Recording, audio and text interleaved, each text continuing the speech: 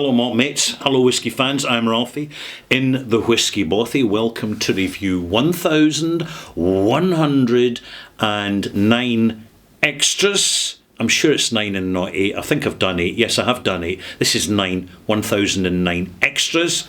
And I'm going to be talking about my plan for buying whisky to review for you in 2026.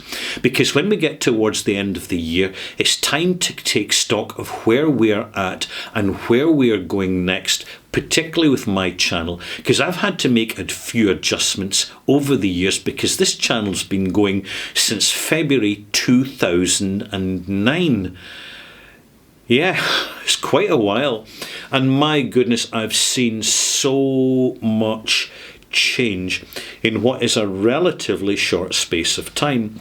And part of that change is that I look right across the whisky industry, particularly in Scotland, and I see what's available for me to buy, and I make a decision on what's good value, what's well presented, and basically what's going to be interesting. So when we talk about good value, I'm looking at the price. Whenever I see a brand, particularly a brand bottled at 40 or 43%, no matter what style of Scotch whisky it is, single malt, or blended Scotch, grain and malt, what I do is I look at the 40%, and then that's my first point in which I more or less give up in even thinking about buying it.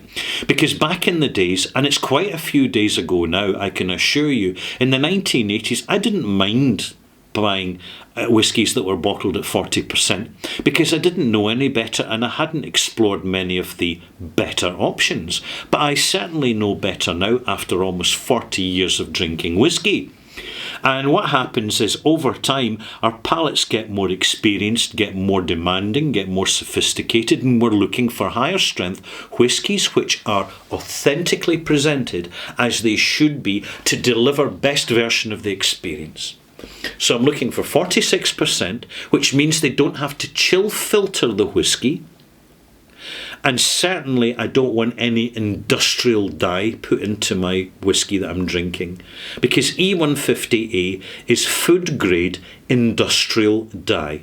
It's not made in the kitchen in a wee saucepan with a little old lady with an apron on and a whisk stirring in a little bit of lemon juice to boil up the sugar to make it nice and caramelly. That's not how they do it. Far from it. And the thing is, the colour's in there to give you false readings. It's like a fake tan. It's not genuine. It's not sincere. It's fine for the people who don't drink whisky very often because they don't care. They'll look at the bottle and say, oh, look how dark it is. It must be full of flavour. More fool them. They don't know any better and they don't have any point of reference, so they're not bothered. But there again, there's a problem these days as we go into 2026. These people aren't buying as much anymore. So the actual invested, informed and apprenticed whisky drinker is becoming more important to the whisky industry.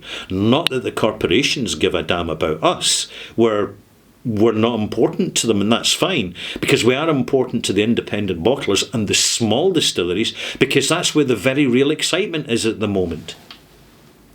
That's where I'm looking to buy my whiskies. There's no point after all this time me sitting down and trying to review a Johnnie Walker Black Label or a Chivas Regal 12-year-old and tell you how fabulous it is. And I'll tell you why. Because I'd be bullshitting you. It's not that fabulous. Unless you're mixing up a cocktail or putting on a little pantomime show. That's the fact of it. See, with single malts that are 46% unchill filtered, you're getting a far greater range, not just of smell and of taste, but when you actually add it up, it's the holistic experience that goes beyond smell and taste, and that actually starts to include the feedback, the positive frequency feedback we get from our brain of satisfaction, of engagement, of pleasure that we get when we know that we're engaging in something which is honest, authentic and a quality, particularly when we live in an age at this moment in time at the end of 2025, which is so full of fake news, fake merchandise, fake experience, fake opinions, and fake everything. I'm sure I've missed a bit of fake out. There'll be other fakes, but I'll let you fill in the gaps for yourself. You know where I'm coming from. See, I'm buying what I review, and if I buy good whisky and other good spirits like rum and Armagnac and things that take my interest, it keeps me fresh to continue giving you an honest opinion in this channel, despite the increasing odds of censorship, because I dare to have an opinion that isn't officially sanctioned by AI technology. It's a sign of the times. But in the meantime, I assure you, 2026 will be a bastion in the whisky bothy of old-fashionedness. I'm looking for these old-fashioned whiskies. The big meaty ones, the beefy ones, the character ones, the ones that you never start with, because they're just a bit too much for an inexperienced palate. But as time goes on, boy oh boy, the drama, the depth, the complexity of the experience is well worth waiting for. So I'm looking forward to beginning next year with some really interesting reviews of some hard to find whiskies, but they are out there, I assure you.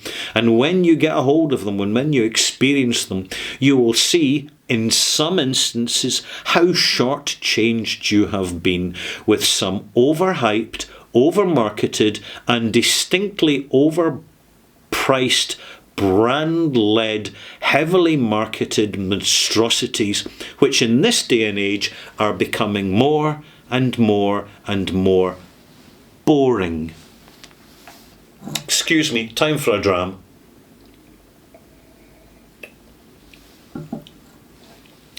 I'll be going into more depth shortly with my Patreon subscribers in a Bothy Live broadcast. It'll last for 2 hours. And it's just a straightforward, simple monthly subscription. And you get loads of extra content. So if you're looking for a stocking filler for a friend, perhaps you might like to consider a subscription. It isn't Patreon. Patreon is not the best of platforms at the moment. But I think something will certainly change in the future, and I'll certainly keep you posted as and when it does. But in the meantime, I've been in that platform now for 7 years. There's been a few hiccups, but generally, because I'm conservative in my content and I don't overtly sell things directly, I seem to be okay. Touch wood. But get early release of videos, and I have my monthly live stream, and there's also the extra unique weekly video purely for subscribers. But there you have it, little plug there. Why not? It's my channel. And I'll be going back to smaller distilleries next year with some younger whiskies which are coming of age, which are finding their feet, which are starting to grow up. And I'll be featuring some of them, partly to encourage awareness of these small distilleries, and partly to acknowledge the fact that yes, they're beginning to really make decent whisky worth our time and worth our money. And let's not forget, when we earn our money, and most of us have to earn our money, we pay taxes. When we spend our money, we pay taxes. When we're somewhere in between thinking about it, we're still paying taxes. It's what it is. I shall now censor myself from going any deeper and focus back on whisky. As time goes on, our palates can get a bit jaded from the stuff we start with. We still enjoy it, but in a different context. Say a Glenfiddich 12-year-old's a perfectly decent malt. Very well known, highly available single malt. But once you've been on your own just contemplating and sipping that whisky from a wine glass or a whisky glass, not a tumbler, don't waste the whisky in a tumbler, then you will find that you enjoy the moment, But as time goes on, there's less and less to it. And that's perfectly understandable. And you're looking for more depth, more substance, more range, more dynamics, more presence of the sweet, sour, salt, bitter and savoury components of flavour, the sensation range, which lift flavour and give it signature and identity. And you'll find these in the whiskies which are made by actually people standing there and doing it the old-fashioned way. It's like home cooking. You can't compare home cooking to what you buy in a supermarket, because the supermarket sells junk, because junk sells. Because people that are not fussy buy junk, and they'll pay whatever it costs, because they're not very bright. But it's just people being people. So who am I to judge? But I certainly judge when I come to spending my own money that I've earned and paid tax on, and that you've provided by subscribing to my channel and being a Patreon subscriber. I've got to be careful how I spend my money. And I've got to be honest in what I'm buying to present to you, because that's part of the endearing features of this whisky review channel. Apart from the fact that I have an occasional rant and can be occasionally quite grumpy about things. Hey, I've got good reason to be. More about that later. But I'm going to conclude by saying that there's no rush with this journey. It's a slow journey. It should be a slow journey. It's about quality, not quantity. It's not about getting drunk. If you're taking more than half a bottle a week in whiskey, you're drinking too much. Just telling you. Back off. Take time out. At least 3 or 4 nights a week. No alcohol. Keep your palate fresh. Because there comes a point, if you're in it for the alcohol, the flavour doesn't matter anymore. You may as well be just drinking vodka. Save yourself some money. That's not what Scotch single malt whisky and good quality whisky is about. It's about a far more complex mutual interaction between our senses and a substance which carries the greatest flavour experience that money can possibly buy. Far greater than any foodstuffs. Caviar, black truffle, nah.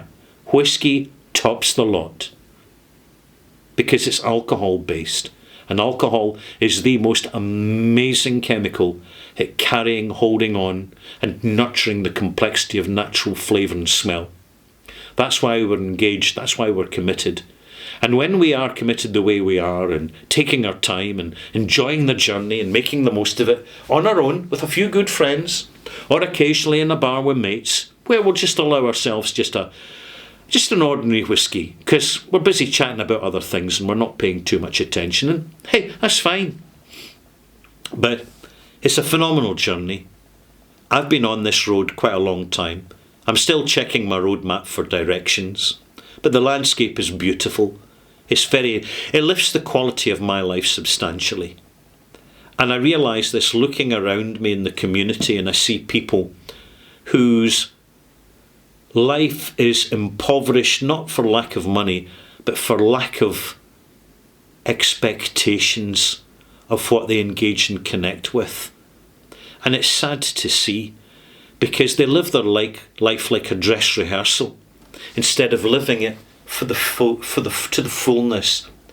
Because after all, we own nothing in life. Everything we have is borrowed from time. And as time goes on, time speeds up. Seize the day. Enjoy the moment. Wherever you're drinking, keep it quality. Cheers.